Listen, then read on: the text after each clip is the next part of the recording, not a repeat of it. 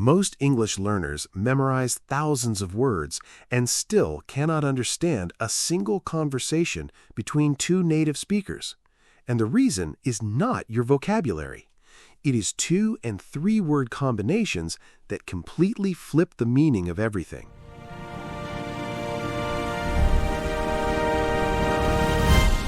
You're listening to Fluent English Podcast. I'm Alex. And I'm Emma. Every episode, we have real, everyday conversations so you can hear natural English and pick it up just by listening. You know what drove me absolutely crazy when I was first trying to understand French? Oh no, what happened? So I was watching this French show, right, just to practice, and I kept pausing it every few seconds because I could not figure out what was going on. Like, I knew all the individual words I studied for months, but the moment two native speakers started talking to each other, I was completely lost. That is so funny you say that because I had the exact same experience with Spanish. I would sit there with my little notebook, all confident, like, yes, I know dar, I know mirar, I know all these verbs. And then someone would say something like dale or some 2-word phrase, and I would just freeze. Right, and you feel so dumb in that moment because you think, wait, I studied this. Why do I not understand anything? Exactly, and I think that is the thing that nobody really warns you about when you start learning a language. Nobody tells you about the combinations. Like, 1 word is fine. 2 words together, completely different universe. Which is honestly why I think phrasal verbs are the single most important thing for English learners to get comfortable with.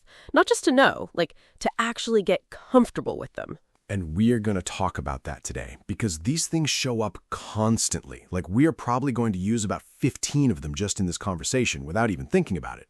Probably more. Okay, so let me start with the one that I think trips people up the most, and it is so simple that it almost feels unfair.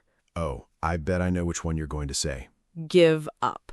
Yes, that one. Because give is a perfectly normal verb, right? You give someone a gift, you give directions, totally straightforward. But the moment you add up, it means something completely different. It means to stop trying, to quit, to surrender, basically. And it does not even make physical sense. Like, why up? Why does adding up mean stop trying? I genuinely do not know. I never thought about it. It is what it is. Which is kind of the whole thing with phrasal verbs. You cannot always logic your way to the meaning. You just have to hear them enough times in context until they click. Okay, so how would you use give up in a real sentence, like naturally? I almost gave up on learning Spanish after the first 3 months. It was brutal. See, that is a perfect sentence. Short, clear, real. And if you are a listener and you did not know give up before, you probably figured it out just from that context. That is the goal, right? You hear it, you feel it in the sentence, and it sticks. Okay, here's one that confused me for a while. Bring up. Oh, interesting. Which meaning, though, because bring up has at least 2. Okay, see, this is what I mean. This is what makes phrasal verbs so tricky. Same 2 words, different meanings depending on context. So bring up can mean to raise a child, like she was brought up in a small town in Ohio, that kind of thing. Right, and it can also mean to mention something, like to introduce a topic into a conversation. Can you use it in a sentence? Sure.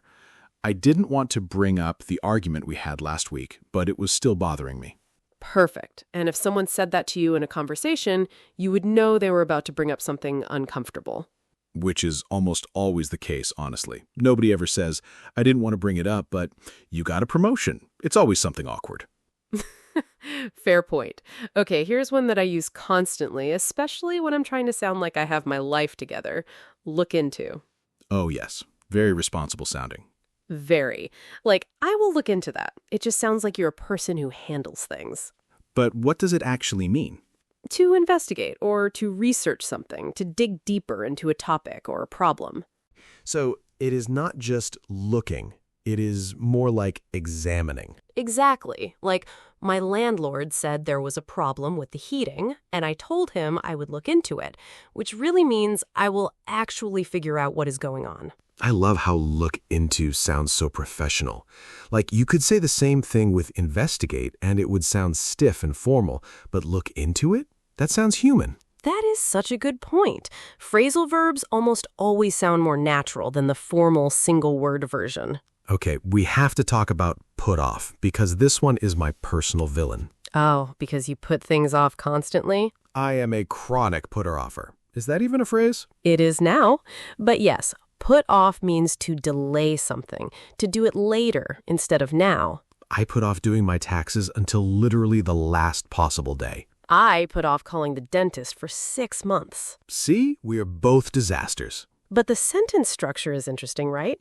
You can say, I put it off, or I put off the meeting. Both work. And you can also use put off to mean that something bothers you or makes you uncomfortable, like the smell put me off. Right, as in it made you not want to continue. That is a slightly different meaning from the delay one. So again, same two words, two different vibes. Context is everything. Context is literally everything with phrasal verbs. Okay, let us talk about run out of, because this one I feel like people use every single day. Oh, every day, multiple times. Run out of means to have none left, to use up the last of something. I ran out of coffee this morning and it almost ruined my day. Genuinely one of the worst feelings. And what I love about run out of is how urgent it sounds. Like you did not just finish something, you ran out of it. There's a little bit of panic in there. Totally. And you can run out of physical things like food or money, but also abstract things. Like patience. Like patience, yes.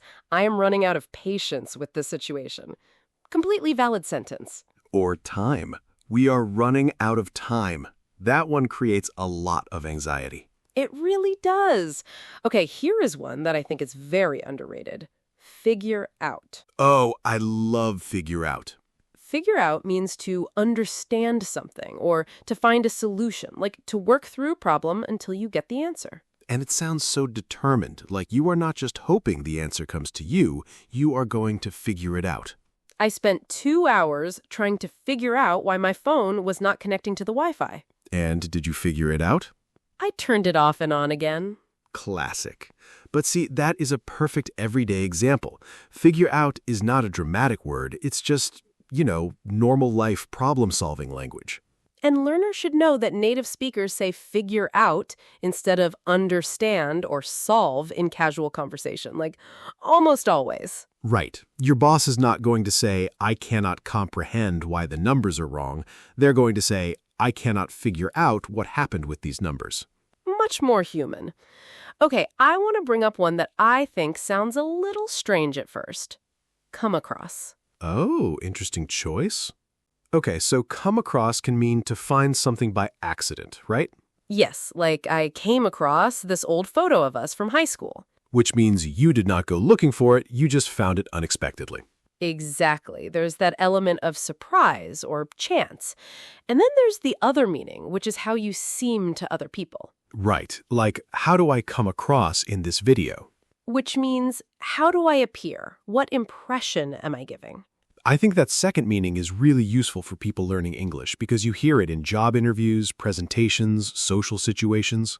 I want to make sure I come across as confident. That's something you might say before a big meeting. Or he came across as really rude, even though I don't think he meant to be. Which is a very polite way of saying someone was kind of rude. Very diplomatic. Okay. I want to throw in pick up because I feel like it has so many meanings and it is one of the first ones people learn, but maybe do not fully understand. Oh, it really does have a lot. So the obvious one is physically picking something up off the floor or grabbing something from a store. But then there is pick up a language. Which means to learn it kind of naturally without formal study. Like kids pick up languages really fast. And there is pick up where you left off, which means to continue something after a break. We should pick up this conversation where we left off after lunch. See, that sentence would confuse someone who only knew the physical meaning of pick up. They would be imagining someone lifting the conversation off the ground. Language is wild. It really is. Okay, last one from me. Hang on. Simple but powerful. Super simple. It means wait, basically. Hang on a second, I need to grab my keys. But it can also mean to hold on to something, like physically, or to survive through something difficult. Like, we just have to hang on until things get better. Which is both literal and emotional. You can hang on to a rope or hang on through a tough year. And it is one of those phrases where the tone completely changes the meaning. Hang on said quickly means wait a moment.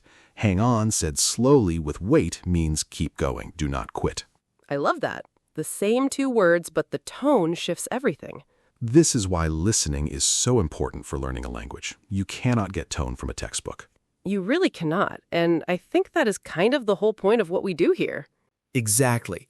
You can study all the grammar rules and memorize all the vocabulary lists, but until you just sit with native speakers and listen, something is always going to feel a little off. Your brain needs the repetition. It needs to hear figure out 50 times in real conversations before it stops sounding like two random words stuck together. And then one day it just clicks. You hear it and you do not even process it as two words anymore. It is just one unit of meaning.